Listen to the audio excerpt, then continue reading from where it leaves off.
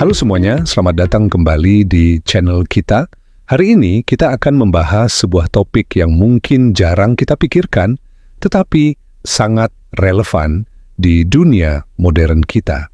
Sebelum lanjut, jangan lupa tekan tombol like dan subscribe, dan semoga Allah mendengarkan dan mengabulkan semua keinginanmu hari ini. Saat kita membuka peta dunia, kita melihat ratusan negara dengan batas-batas yang jelas. Tapi, pernahkah Anda berpikir bahwa di antara garis-garis itu ada jutaan orang yang hidup dalam sebuah negara tanpa negara? Mereka memiliki budaya, bahasa, sejarah, dan identitas nasional yang kuat, namun mereka tidak memiliki kedaulatan atau pengakuan internasional sebagai sebuah negara merdeka. Inilah yang kita sebut sebagai bangsa tanpa negara, dan perjuangan mereka untuk menentukan nasib sendiri adalah salah satu kisah paling menyentuh di era modern. Mari kita mulai dengan salah satu contoh yang paling dikenal di seluruh dunia, Palestina. Bagi banyak orang, Palestina adalah simbol perjuangan yang tak kunjung usai. Bayangkan seorang pria Palestina parubaya, sebut saja namanya Ahmed. Wajahnya mungkin dihiasi kerutan pengalaman, tetapi matanya masih memancarkan harapan yang tak pernah padam. Setiap hari, ia hidup dalam realitas yang kompleks, di mana pergerakannya dibatasi dan masa depan anak cucunya penuh dengan ketidakpastian. Kisah Palestina bukanlah kisah baru, ini adalah cerita panjang yang berakar dari peristiwa-peristiwa besar di abad ke-20 termasuk mandat Inggris dan konflik yang terus berlanjut hingga hari ini. Bagi Ahmed dan jutaan warga Palestina lainnya, impian untuk memiliki negara merdeka yang berdaulat dengan Yerusalem Timur sebagai ibu kotanya adalah detak jantung dari identitas mereka. Mereka tidak meminta lebih, hanya hak yang sama seperti bangsa-bangsa lain di dunia. Hak untuk menentukan nasib sendiri di tanah air mereka. Namun, perjuangan ini tidak hanya terjadi di Timur Tengah. Mari kita geser pandangan kita ke Afrika Utara, ke sebuah wilayah luas yang dikenal sebagai Sahara Barat. Di sana kita mungkin akan bertemu dengan seorang wanita muda seperti Fatima.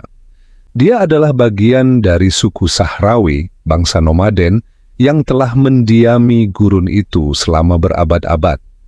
Fatima tumbuh dengan mendengar cerita-cerita dari orang tuanya tentang tanah air mereka yang indah sebelum Spanyol sebagai kekuatan kolonial menarik diri pada tahun 1975 yang kemudian disusul oleh aneksasi oleh Maroko. Sejak saat itu, rakyat Sahrawi terpecah. Sebagian hidup di bawah pemerintahan Maroko, sementara puluhan ribu lainnya, termasuk mungkin keluarga Fatima, tinggal di kamp-kamp pengungsi di Aljazair selama beberapa dekade, menanti referendum penentuan nasib sendiri yang dijanjikan oleh Perserikatan Bangsa-Bangsa, namun tak kunjung terlaksana. Fatima, dengan pakaian tradisionalnya yang berwarna cerah, adalah simbol ketangguhan.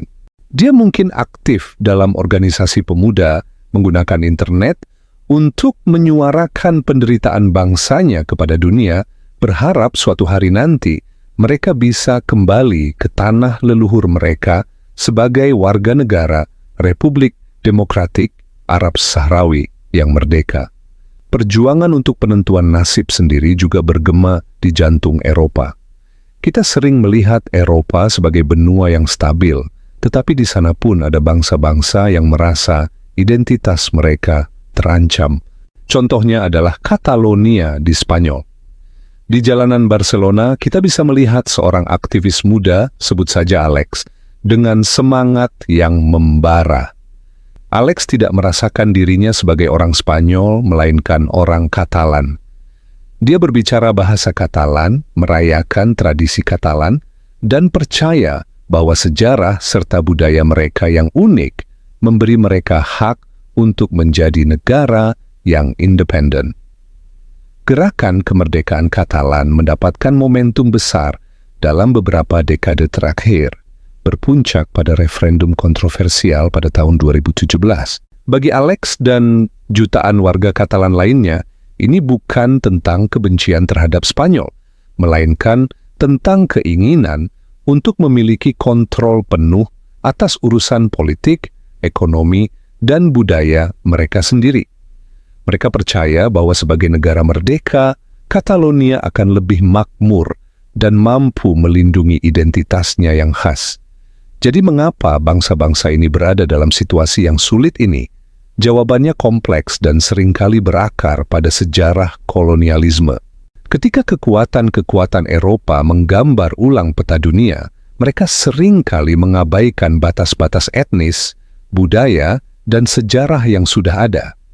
Mereka menyatukan kelompok yang berbeda di bawah satu pemerintahan atau memecah satu bangsa menjadi beberapa negara.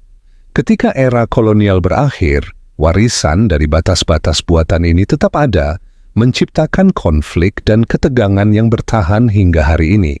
Perjanjian internasional pasca perang, pergeseran geopolitik selama Perang Dingin, dan kepentingan strategis negara-negara besar juga memainkan peran penting dalam menekan atau mengabaikan aspirasi kemerdekaan bangsa-bangsa ini. Dalam banyak kasus, janji-janji untuk penentuan nasib sendiri yang dibuat oleh komunitas internasional tidak pernah ditepati, meninggalkan jutaan orang dalam keadaan limbo politik. Konsep penentuan nasib sendiri sebenarnya adalah prinsip dasar dalam hukum internasional yang diabadikan dalam piagam PBB. Prinsip ini menyatakan bahwa semua bangsa memiliki hak untuk secara bebas menentukan status politik mereka dan mengejar pembangunan ekonomi, sosial, dan budaya mereka. Namun dalam praktiknya, prinsip ini seringkali berbenturan dengan prinsip lain yang juga sangat dijunjung tinggi, integritas teritorial negara.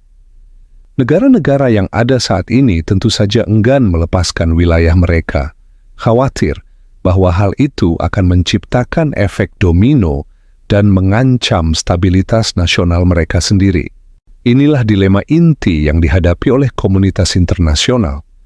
Bagaimana menyeimbangkan hak suatu bangsa untuk merdeka dengan hak suatu negara untuk mempertahankan keutuhan wilayahnya?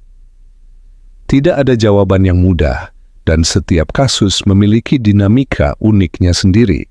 Masa depan bagi bangsa-bangsa tanpa negara ini diselimuti ketidakpastian. Akankah mereka berhasil mencapai kemerdekaan melalui jalur diplomatik dan negosiasi damai? Ataukah mereka akan terus hidup dalam konflik dan penindasan? Teknologi dan media sosial telah menjadi alat yang kuat bagi gerakan-gerakan ini. Aktivis seperti Fatima dari Sahara Barat atau Alex dari Catalonia dapat terhubung dengan dunia, berbagi kisah mereka, dan membangun solidaritas internasional dengan cara yang belum pernah terjadi sebelumnya. Mereka menunjukkan kepada kita bahwa perjuangan mereka bukanlah sekadar isu lokal, melainkan pertanyaan fundamental tentang keadilan, hak asasi manusia, dan arti dari kedaulatan di abad ke-21.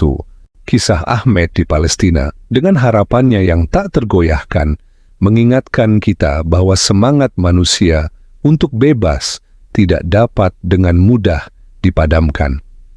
Saat kita menutup diskusi kita hari ini, mari kita renungkan sejenak.